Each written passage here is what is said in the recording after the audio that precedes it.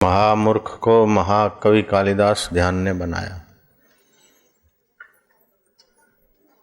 नन्हे मुन्ने ध्रुव को ध्यान ने और जप ने त्रिभुवनपति को आकर्षित करने का सामर्थ्य दिया। ध्यान अद्भुत रसायन है, इसमें प्यास और तृप्ति साथ में चलती। प्यास और तृप्ति, प्यास और तृप्ति, प्यास और तृप्ति करते करते परम तृप्ति के द्वार पहुंच जाता है। संसार में प्यास और उबान चलता है। धन की, भोग की, सेक्स की प्यास है और भोगा तो उबे, थके, तनाव। इसमें थकान तनाव नहीं है, अपितु मेट तक कठिन कुअंक भालके। ध्यान करने वाले की सेवा भी भाग्य बना लेती है, तो ध्यान स्वयं करे तो उसकी तो महिमा निराली। ध्यान करने वाले जोगी की सेवा आदमी को चमका देती। दुराचारी से दुराचारी, पापी से पापी हो, पाप कृततर पाप कृतम अपि चेत दुराचारेभ्यो पापेभ्यो पाप कृतम सर्वज्ञान पल्लवेन व्रजिनम समतरिष्यसि।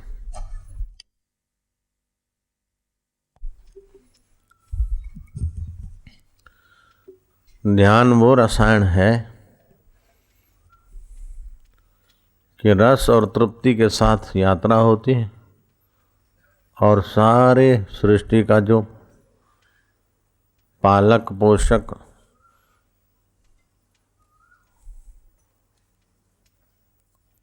और आनंद का उद्गम स्थान है, उस परमात्मा से एकत्व करा देता है ध्यान। ध्यान के समान कोई तीर्थ नहीं है, ध्यान के समान कोई यज्ञ नहीं है। यज्ञ में वस्तु स्वधा स्वाहा होती, ध्यान में अपने ही कुसंस्कार स्वाहा होते। ध्यान से आवश्यक सामर्थ्य की प्राप्ति होती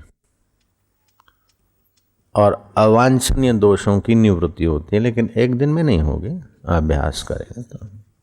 छूमंतर नहीं है इसमें। जैसे रासायनिक विद्या है, गणित विद्या 2 और 2 4, ऐसा ही है ध्यान का भी।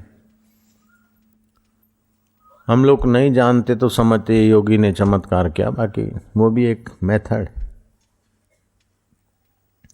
कई लामा आपसे बात करते और आप बोलते मेरे को फलाने से मिलना है।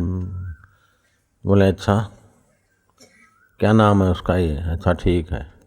अच्छा तो वो आदमी अभी आधा घंटे में आ जाएगा। अच्छा बैठना। बाबा जी अपने सामने ही बैठे कमरे में इधर उधर। वो आदमी आया, बराबर आवाज़ दिया तो मैं फलाना।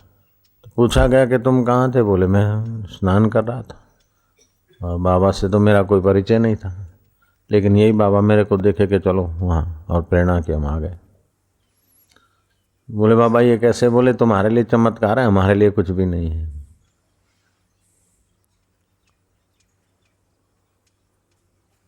तो ध्यान मन को वश कर देता है। मन संकल्प, मन गति तुम्हारे रॉकेट से भी फास्ट है। अभी इंदौर जाना हो तो फ्लाइट से 20 मिनट तो लगेगा, और मन से जाना हो तो 20 सेकंड तो क्या, सेकंड का 20वां हिस्सा भी नहीं चाहिए। अमेरिका जाना हो, दुबई जाना हो, मन से कह गए। सूर्य की किरण चलती है 1,86,000 माइल की गति से पर सेकंड, 8 मिनट में यहाँ पहुँचती है, लेकिन आपकी चेतना वृत्ति उसी समय सूर्य को देख लेती। तो ध्यान तुम्हारे सूक्ष्म शरीर को सुयोग्य बना लेता है। और ईश्वरीय उपहार, ईश्वरीय सहायता, ईश्वरीय प्रेरणा और ईश्वरीय सुख ध्यान के द्वारा उभरता है। भरतरी को जब गोरखनाथ की कृपा मिली तो भरतरी ने विश्रांति पाई। लग गए थोड़ा समय, विश्रांति पाई। कमी तो इस बात की है कि जो हमको हीरे मोती देना चाहते हैं उनसे हम कंकड़ की ही अपेक्षा करते हैं, हीरे मोती पर ध्यान नहीं देते। ये तो धंधे में बरकत, ये तो स्वाभाविक हो जाता है, इसमें तो मांगने की जरूरत नहीं पड़ती, स्वाभाविक रास्ते खुलते जाते। आत्मारामी संत के संपर्क में आए तो ये दे दो बाबा, ये कर दो, ये कर दो, बहुत छोटी छोटी मान्यता है। कोई करोड़पति का पत्नी है तो उसको रोटी के लिए चिंता करनी पड़ती है क्या? कपड़ों के लिए भीख मांगनी पड़ती है क्या? अगर उसको कपड़े नहीं मिलते, रोटी नहीं मिलती, तो करोड़पति की इज्जत का सवाल है। ऐसे जब तुम ध्यान करते हो ईश्वर के होते तो बाकी की चीजें तो कोई महत्व ही नहीं रखती। और कुछ सेवा करते तो ऐहिक के लिए करते तो आप कंकड़ पत्थर ही ले रहे। सेवा करे तो परमार्थ के लिए, ईश्वर निमित्त। हम गुरु जी के यहाँ रहे, अगर हम शक्कर में बरकत की आशीर्वाद ले आते तो शक्कर बेच बेच के मर जाते और क्या करते। शक्कर का बिजनेस था। नहीं, हमने तो ये भी नहीं मांगा कि हमें आत्म साक्षात्कार करा, हम तो रहे पड़े रहे, वो जानते हैं, सब लगे रहे। कई परीक्षाएं हुई, कई अब विरोध हुआ। अब आपको क्या बताऊं मेरी अपनी पोल पट्टी।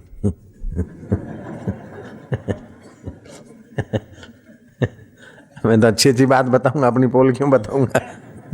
जो आदमी बोलेगा तो अपनी बढ़ाई की बात बोलेगा, अच्छी बात बोलेगा, पोल पट्टी कैसे बोलेगा? ये तो जीव का स्वभाव है। लेकिन गांधी जैसे जैसे जीव भाव से थोड़ा आगे उठते तो कभी सच्चाई बोल देते। आप किसी को बोलना नहीं। हम आश्रम में सेवा करते और अपना मूंग उबाल के खाते। अब मूंग उबालने में मिट्टी के तेल को खर्च होता था, तो हम मूंग की दाल उबाल लेते थे।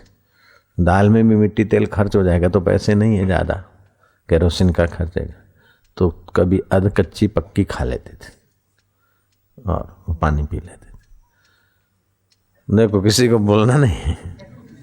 बहुत दिन हो गए रोज दाल पीते पीते मन भी उब जाता है। हमने क्या करा, थोड़ी दाल ज़्यादा उबाले और ठीक से पकाए और बराबर उसको मथा। फिर गुरु जी के पास गए। मैं क्या, गुरु जी मेरी बहुत इच्छा है। अब इच्छा ऐसी नहीं थी, बेईमानी थी मेरी बहुत इच्छा है कि आप आज मेरा, मैं थोड़ी दाल ले लेता हूँ, वो आपके लिए थोड़ा ज़्यादा बनाए, स्वीकार करो। मेरी इतनी प्रार्थना है, इच्छा बहुत। इच्छा इतनी नहीं थी कि गुरुजी खाए, इच्छा ये थी कि गुरुजी को दाल दे दें तो बदले में एक आध फुलके का आज्ञा मिल जाएगा। सीधी बात है। मन में गहरे में तो ये था। गुरुजी स्वीकार कर लें तो बोले अच्छा भाई दाल ले लेते तो तुम फुलका भी इसको दे दे, रसोई को बोल देते भाई एक दो फुलका दे दे। तो फुलके खाए हुए कितना समय बीत गया। और सिंधी साई तो फुलका खाते। तो दाल बाल बना के बड़ा संकल्प करके बड़े आज ही पूरी तपेली ले गया। तो बोले क्या कैसे? मैं गया, ऐसा मैं दाल बना के लाया, आज आप स्वीकार करें। तो रसोई को बुला के विरमान ये लाया है बेचारा, थोड़ा ले लेना। अब वो तो सोचता था कि ये मेरे रास्ते में कांटा है। पॉलिटिशियन ये मनुष्य तो जहाँ मनुष्य होगा उसके गुण धर्म तो लेके ही जाएगा। तो उसने वो मेरी दाल जो एक कटोरी भर लेनी थी तो कटोरी भर बचाई, बाकी सब रख ली। मैं कहा ठीक है, कटोरी भर दाल है तो दो फुलके मिल जाएंगे या चावल मिल जाएगा पेट। हम तो देखते रह गए, खा पी के उन्होंने बर्तन मान दिया, टुकड़ा बचा तो कुत्ते को डाल दिया, लेकिन मेरे को नहीं दिया।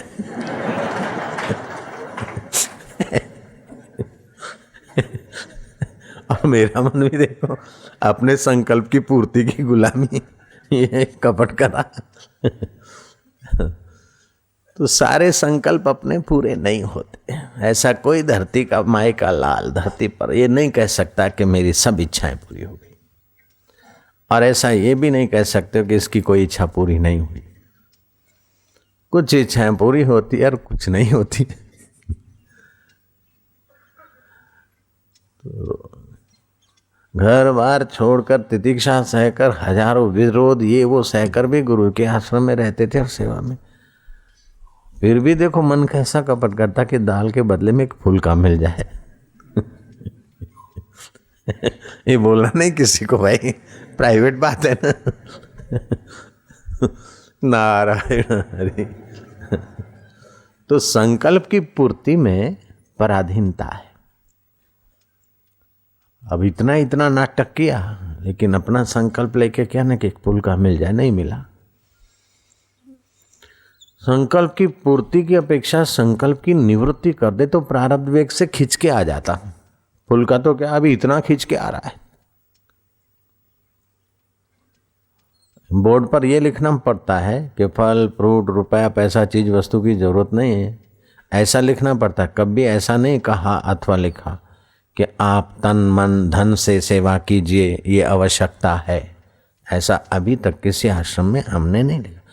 हाँ, आश्रम के नाम पर कोई ऐसा वैसा करते तो बोर्ड लगा दिया कि आश्रम को कोई चीज वस्तु के आश्रम के नाम कोई चंदा करे या चीज वस्तु मांगे तो आश्रम को खबर करो। आश्रम की तरफ से ऐसे चंदे बंदे नहीं होते। ये बोर्ड आपने पढ़े होंगे, पढ़ाए गए। हाँ, तो संकल्प निवृत्ति करने के बाद तो पूरी प्रकृति अनुकूल हो जाती, और संकल्प पूर्ति में एक फूल का नहीं मिला। और कभी मिल भी जाता था क्या होता, अपने को चतुर मानते कि देखो अपने आइडिया से ले लिया, और फिर दूसरे दिन को हलवा मांगो, तीसरे दिन ये मांगो। अच्छा हुआ कि पूर्ति नहीं हुई तो संकल्प निवृत्ति के रास्ते पे चित्त लगा, भगवान की कृपा हुई। तो संकल्प पूर्ति से जो संकल्प पूर्ति की वस्तु मिलती है, उससे जो मजा आता है उसमें जीव बंध जाता है। तो संकल्प पूर्ति के पहले जो अवस्था थी, संकल्प पूर्ति हो गई, वो वस्तु भोग गई, फिर भी वहीं जाके भटके जाते हैं। पुलका खाने की जो इच्छा थी, पुलका मिल जाता तो फिर क्या होता, तो फुलके न खाने में जो अवस्था थी दूसरे दिन वही अवस्था रहती।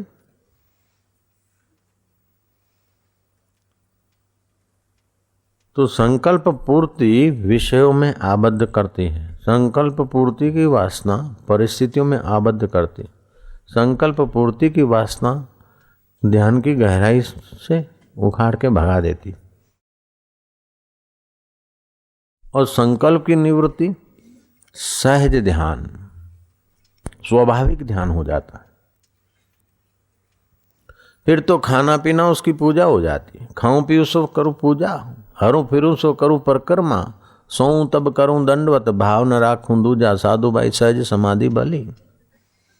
गुरु कृपा भई जा दिन से दिन दिन अधिक चली, साधु भाई सहज समाधि भली। संकल्प पूर्ति की वासना मिट्टी तो सहज समाधि आ जाती। उसके पहले ये समाधियां सीखनी करनी पड़ती। कल बताया था कि पूर्व काल के योगियों को नाड़ी शोधन के लिए नेति, धोती, नवली, भस्त्रिका क्रियाएं करनी पड़ती थी। फिर आद्य शंकराचार्य ने खोजा आम आदमी भी नाड़ी शुद्धि करके चित्त शुद्ध करके अपना परमात्मा सुख पा सके। उन्होंने सुगम उपाय खोजा।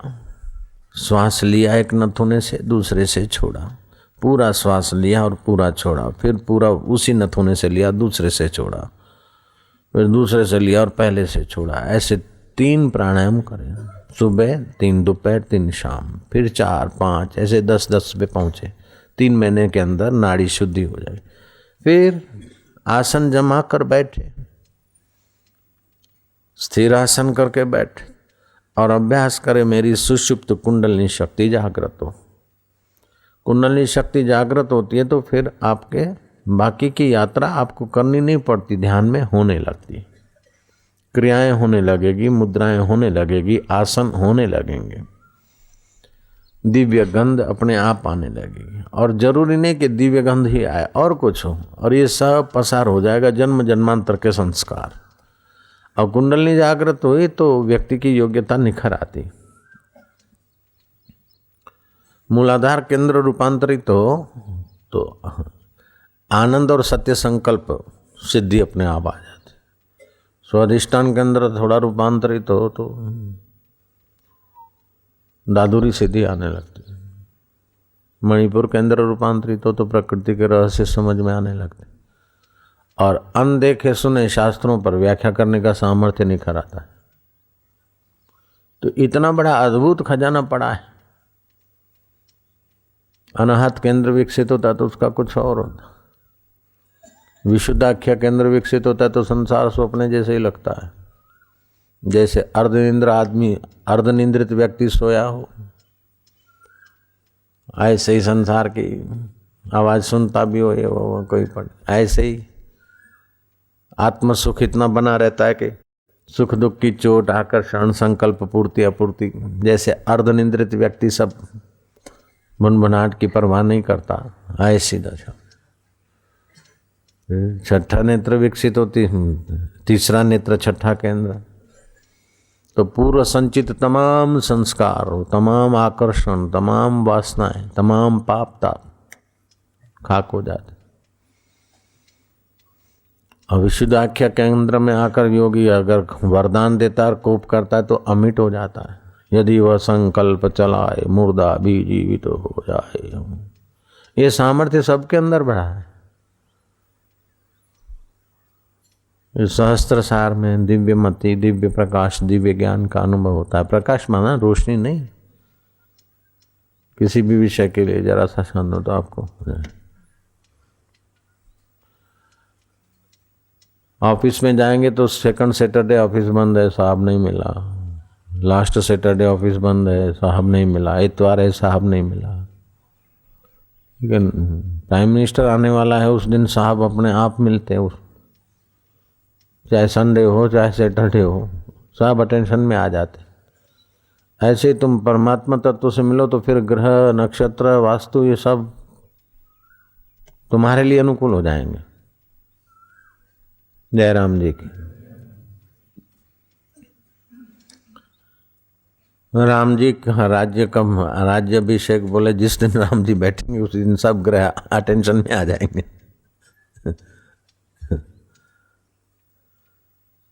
तो कभी कभी हम बहुत करते हैं और थोड़ा मिलता है और खप जाता है उसमें। और कभी जब संकल्प पूर्ति की वासना छोड़ देते, कुछ नहीं करते तो मूक सत्संग होता है, कुछ नहीं करते तो बहुत मिल जाता है। कुछ नहीं करने का मतलब ये नहीं कि आलसी हो जाए, प्रमादी हो जाए, पलायनवादी हो जाए, जड़ बन जाए, नहीं।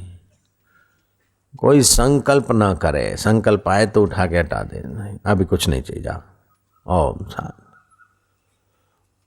अरे हमारे संकल्प से क्या माँ के शरीर में दूध बना क्या?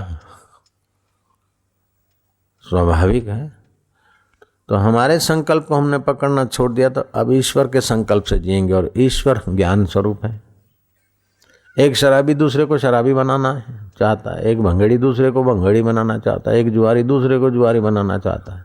तो हमने अपनी पकड़ अकड़ छोड़ दी तो ईश्वर का संकल्प, गुरु तत्व का संकल्प, तो वो तो मुक्त आत्मा है, तो हमें मुक्त कर देंगे।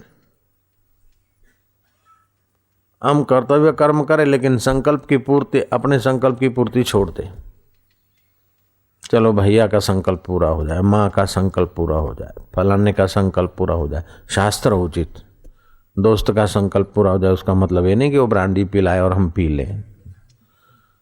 शास्त्र उचित, अपने संकल्प की पकड़ छोड़ो तो दूसरे के संकल्प पूर्ति में आप निमित्त बन जाओगे। और जो दूसरे के संकल्प की पूर्ति में निमित्त बन जाता है वो ईश्वर बन जाता है, और जो अपने संकल्प की पूर्ति का दास बनता है वो जीव बना रहता है। महात्मा लोग ईश्वर तुल्य पूजे जाते हैं, उसमें यही रहस्य है। हमें अपने लिए कुछ नहीं चाहिए। अब तुम जब किसी के काम आते हो, लाखों के काम आते हो, वो किसी तुम्हारी मोपेड काम आती तो ऑयल पेट्रोल मिल जाता है उसको बेचारी को बिना मांगे। तुम्हारी कार, तुम्हारी साइकिल तुम्हारे काम आती है तो उसकी आवश्यकता पूर्ति हो जाती। जड़ चीजों की आवश्यकता पूर्ति हो जाती है तो तुम चेतन हो, तुम्हारी आवश्यकता कैसे रुकेगी? अभी तो तुम अपनी आवश्यकता के लिए आप ही सिर खपा रहे हो। आप अपना संकल्प छोड़ दो, आवश्यकता आसानी से पूरी हुई। लेकिन दूसरे के संकल्प की पूर्ति होगी तो पूरा समाज आपके संकल्प को लेकर चल देगा। आपका तो संकल्प रहेगा नहीं, तो ईश्वर का संकल्प आपके द्वारा फलित होता जाएगा। आप ईश्वर के अभिन्न अंग जो थे वो अपने को महसूस करने लगेंगे। बहुत शॉर्ट रास्ता है और बहुत बहुत कुछ मिलता है। भागती फिरती थी दुनिया जबकि तलब करते थे हम, आपकी ठुकरा दी तो वो बेकरार आने को है। जितना बाहर के सुख के आप इच्छा छोड़ते उतना ही बाहर के सुख के साधन आपके इर्द गिर्द मंडारते।